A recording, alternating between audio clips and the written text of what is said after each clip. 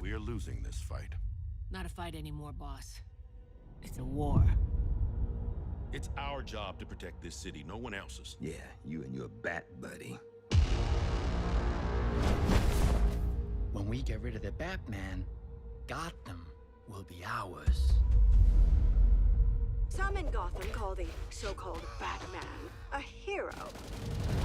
But I ask you, has the Batman made your children safer? Now, it's a party!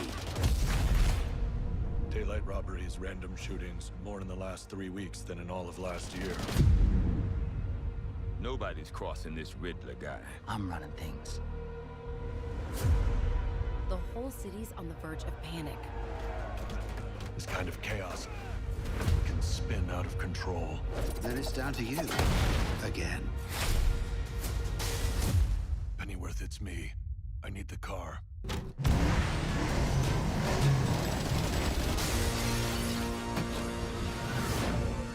Sane people don't dress like bats and do detective work for free. I want him dead! You get me? Dead! Dead! Dead!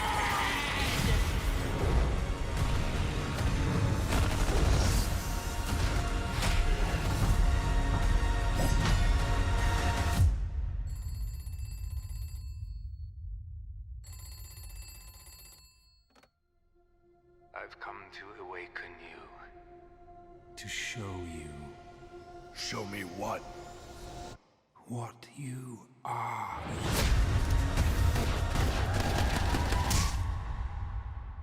Shall we begin?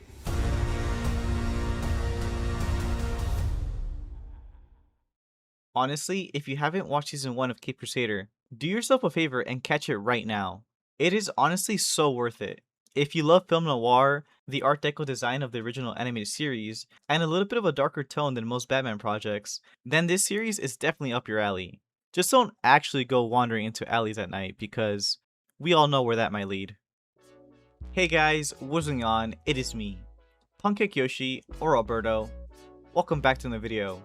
It's been a while guys. Welcome back.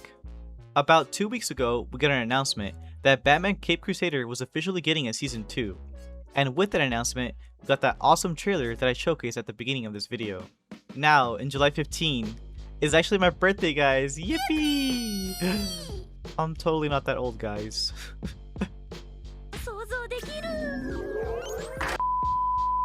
Anyways, James Tucker, who was credited as a creative behind the series, had an interview with Tom McLean from Animation Magazine.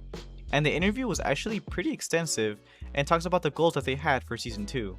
Like I said before, if you haven't seen the first season, please watch it and come back. Not only for the context of this video, but because it actually is a really well refined show that honestly needs to be talked about more than it is. I know we have Batman Nightfall coming out soon, but this is a really amazing spiritual successor to the animated series that so many people grew up loving. If you aren't convinced yet, you should at minimum check out the 8th episode, Nocturne. I think that's where they peaked creatively in season 1. The creepy atmosphere of the carnival and the realistic situation of missing children is so eerie and just watch it. Alright, enough babbling. We gotta talk about season 2. The finale kind of left us open-ended. I'm sure there were concerns of it not being greenlit for a second season, but there was plenty left on the table for us to pick up on. The finale wasn't extravagant. He pretty much apprehended Two-Face, and Batman went about his business as he would normally, being the defender for the defenseless. In season 2, as Tucker says in the interview, they had to crank things up by 10, max volume, for spectacle reasons. And they really did. We got a good look at Poison Ivy, the Riddler, which happens to have a central role it seems from the marketing. Freaking Poison Ivy and Riddler kiss in this scene? Am I seeing this correctly guys? You guys can let me know, that's crazy. I actually do think that's her though, like I really do. We got this Iron Man looking fella, who people are speculating is either Rocketeer or Roxy Rocket. Court of Owls or some type of cult peeps right here, notably wearing the Batman symbol. That's kinda weird. Solomon Grundy right here. Holy shit, this season's about to be really intense. Mr. Freeze it looks like on first glance. And obviously you got the man who always gets the last laugh, Mr. Joker himself. They really brought in the Avengers for this lineup, I can't lie. I'm sure there are more villains and characters that will make an appearance, but that's what we have confirmed right now. When asked about general information about the season, Tucker said, "The second season is a little bit, I would say, darker, a little more action heavy, but still leaning into the aspects that we liked from the things that inspired us in the first place. More film noir influences, more horror, and more action." And Jeffrey Thorne, an exec producer and head writer of season 2, said, "We really wanted to get more into the 1930s version of a lot of these characters and their original forms. We really did deep dives on a lot of that. Definitely getting a lot more film noir from this season, just like the last one." When asked about the Joker himself, Thorne said that this show moves past the year 1.5 phase of Batman's life, and instead moves slightly into, but only slightly into, a more emotional available version of Batman. In this moment, however, the level of villainy that Batman has to face is growing at an alarming rate and pushes him toward heavy confrontation with a deadly, full-force, no-holding-back version of Joker. He also says that, "I like drawing people in trench coats and hats. My influences are the old Batman artists like Jerry Robinson and Dick Sprang.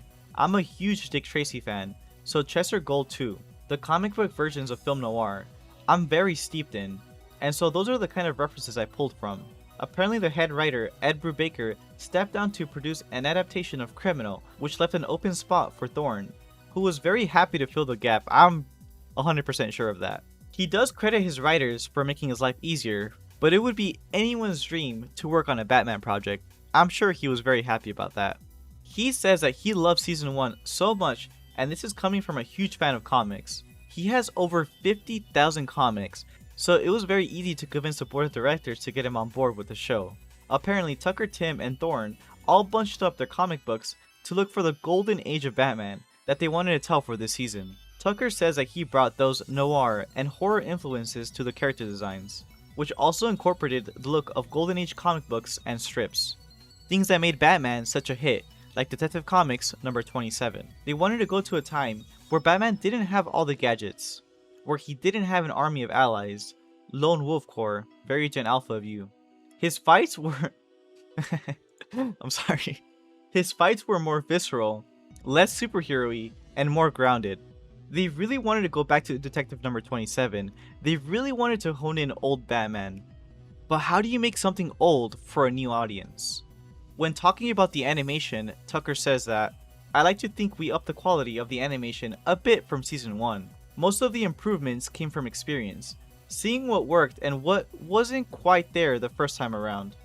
The show also used rigid animation. Vendors included South Korea's Studio Greta, which worked on season 1, and newcomer Doghead Animation out of Italy.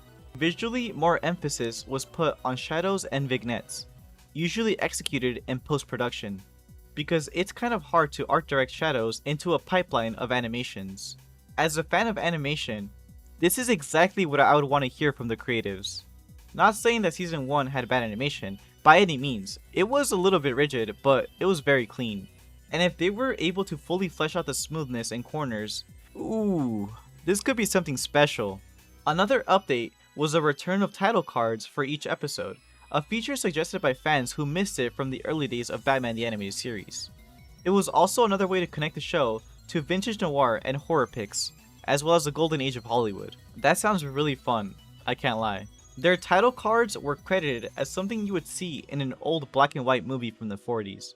They just think of it as another way to elevate their narrative and storytelling to set the mood of the season. Wonderful work, guys, wonderful work, seriously.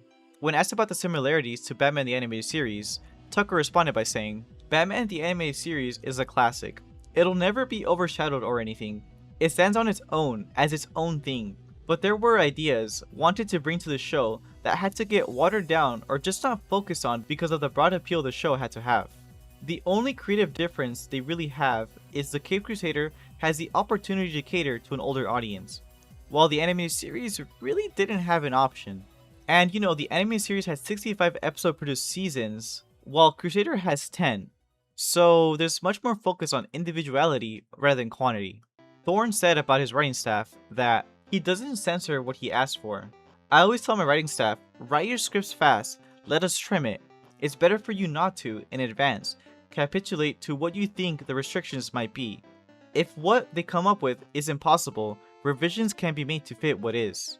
But thankfully, according to him, he got everything he asked for. There was also a controversy where some fans were really upset about changing some of the characters' race or gender. And Thorne's response to that is that the show has always had a vague sense of time and place, so it could go anywhere. Ultimately, Tucker says that even though Season 3 hasn't been announced yet, they could take things even further. That could mean leaning more into noir, or being less traditional with setups and using more silhouettes. Which led him to finally say, I think there's room for that because, again, we took inspiration from German expressionism and film noir. They're all intertwined in the DNA of the show, so there's still room to push it even further. If anything, you might call it a bridge between pure film noir and moving into sort of movie serials action. It isn't that yet, but you could conceive a season 3 where it would become that. This is gearing up to be a pretty impeccable season for Batman. Rejoice, my friends, we're about to have some peak content. And even though we haven't heard anything about Harley Quinn season 6, I think we can all agree that this makes up for it, at least for the time being. But yeah, that's about all the information I had for today. I really do hope you guys enjoyed today's video. Lots of Batman info for you guys here. If you guys did enjoy this video, be sure to hit that like button and subscribe. It helps out the channel tremendously. Comment down below what you guys think of the Caped Crusader and everything we talked about in this video. I'm very excited and you guys should be too. It's coming out very soon, about 2 weeks from now, July 30th. Mark it on your calendars, it should be a very fun time. Alrighty guys, it's been a pleasure. As always, mine's been Alberto, or Punkkick Yoshi. I'll see you guys in Gotham. Bye bye.